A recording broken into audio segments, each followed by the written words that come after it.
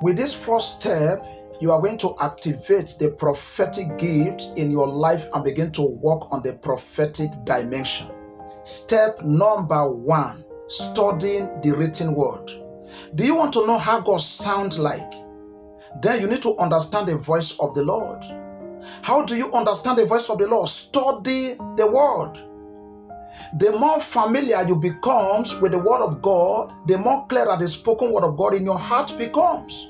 Hence, you need to study the word. The Bible declares in the book of Hebrews chapter 4, verse 12, that the word of God is quick and powerful, sharper than two-edged sword. It is the written word of God that clarifies the spoken word. It is the written word of God that brings about understanding when God speaks. Hence, you need the word. Beloved, you need to know the word of God. The word of God does not prevent prophetic gifts. The word of God is not a blockage to the prophetic anointing.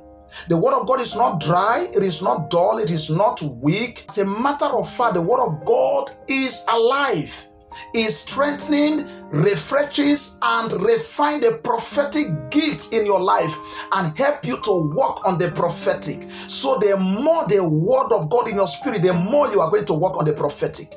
The more of the word of God in your heart, the sharper your spiritual antenna is going to be. It is the word of God that is able to calibrate the prophetic gift in your life and help you to work on the prophetic dimension. So you need the word without anything distracting you from studying the word. You need the word. You need the word as point number 1 step to activate the spiritual gift in your life. Step number 2, practice the gifts. This is where many people fail. There are a lot of people that have this gift within them. So God ministered to them time without number, but many a time they are afraid to express the gift, to practice the gift, to exercise the gifts because of mistake. They don't want to mess up. They don't want to dent their image. They are afraid of what people are going to say. So all of these things have kept them stagnant from making progress or making headway in this prophetic dimension. If you are afraid of making mistake in the prophetic, then you are not going to walk in the prophetic. You need to practice the gifts. You need to practice the gifts. The sister was sharing testimony. According to her, there is her neighbor that was under conception. And the Holy Spirit ministered to her that she should go and pray for her so that she will not experience operation that will eventually lead to death. She was afraid to speak. So when this lady was about to put to bed, she died in operation. It was then this sister realized that it was God that was actually speaking to her. She had to pray for forgiveness. From that day, whenever God ministered to her, she always stepped out with faith to express whatever that God given to her. So you need to practice the gift. If you are not practicing the gift, you are the type that is always afraid, you will not be able to work on the prophetic. Hebrews chapter 5, verse 12 to 14. For though by this time you ought to be teachers, you need someone to teach you again the first principle of the oracle of God. And you have come to need milk and not solid food. For everyone who partake only of milk is unskilled in the word of righteousness, for he is a babe. But solid food belongs to those who are of full age. That is, those who by reason of use, underline the word, take note of that word, who by reason of use have their senses exercised to discern both good and evil. So those who take a bold step by reason of using the gifts will be able to differentiate between good and evil. It is by practicing or exercising this gift that you can be able to discern between the voice of God and the voice of the flesh or the voice of Satan. You know, we have the voice of the flesh, the voice of our mind, our feeling, our thought, our emotions, and we have the voice of the Holy Spirit. So by demonstrating, by exercising this gift, you are going to identify how God speaks to you. Because when God speaks to you and it happened, you will know how God speaks to you. So if you did not make use of the gift, how will you know if God is actually speaking to you? How will you be able to identify the voice of the Lord? So you are going to identify the voice of the Lord by practicing the gift. So don't forget to practice the gift. It is by practicing the gift that you are going to work on the prophetic dimension. If you are afraid of making mistake, you cannot be able to operate on the prophetic, because as a beginner, you may make a mistake. But in this mistake, you are going to learn something. You are going to be able to identify how God is leading you, how God is speaking to you. As you do this, you are going to activate the prophetic gift in your life. Step number 3, speaking in tongue. Let's take a look at the Bible. 1 Corinthians chapter 14, verse 2 to 4. For he who speaks in a tongue does not speak to men, but to God, for no one understands him. However, in the spirit he speaks mystery. But he who prophesies speaks edification and exhortation and comfort to men.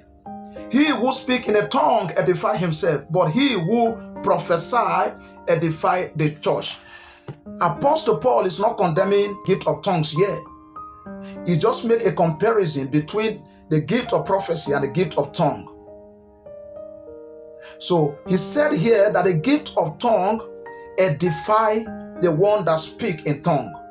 So when you speak in tongues, when you pray in tongues, your spirit is being strengthened. Your spirit is being edified. When you begin to pray in heavenly language, when you speak out in tongues, something is happening in your spirit that is strengthening you. Something is happening in your spirit that is strengthening you, calibrating the gifts, sharpening the gifts on your life. When you speak in tongue, you are sharpening the gift on your life, and you are going to work on the prophetic. Beloved, as you begin to speak in tongues, you are going to be edifying this prophetic gift. As you speak in tongue, you are going to activate the prophetic gift in your life and begin to work on the prophetic. But somebody may be asking, how do I speak in tongue when I don't have the gift of tongue? Then you have to pray for it. And this gift of tongue is common with those who pray very well, those who are prayerful, those who are warriors, prayer warrior. So you need to pray and ask God for the gift of the gift of tongues, because when you speak in tongues, when you pray in tongue, you are edifying yourself. You will activate the prophetic and begin to work on the prophetic dimension. I pray that the Lord will give you the grace to work on the prophetic in the name of Jesus. As I declare right now, I pray that the prophetic grace, let it flow in your spirit in the name of Jesus. I begin to open your eyes, begin to open your ear in the precious name of Jesus Christ. Step number 4 in activating your prophetic gifts: meditation. Meditation will activate this prophetic.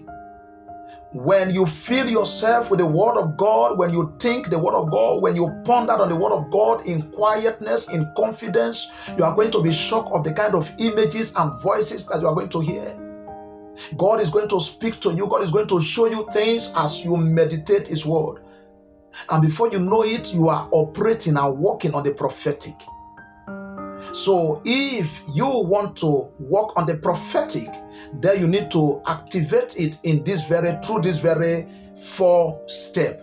Number 1, you study the word of God. Number 2, you practice it. Number 3, speak in tongue. Number 4, meditate on the word of God. As you do this, beloved, you are going to work on the prophetic.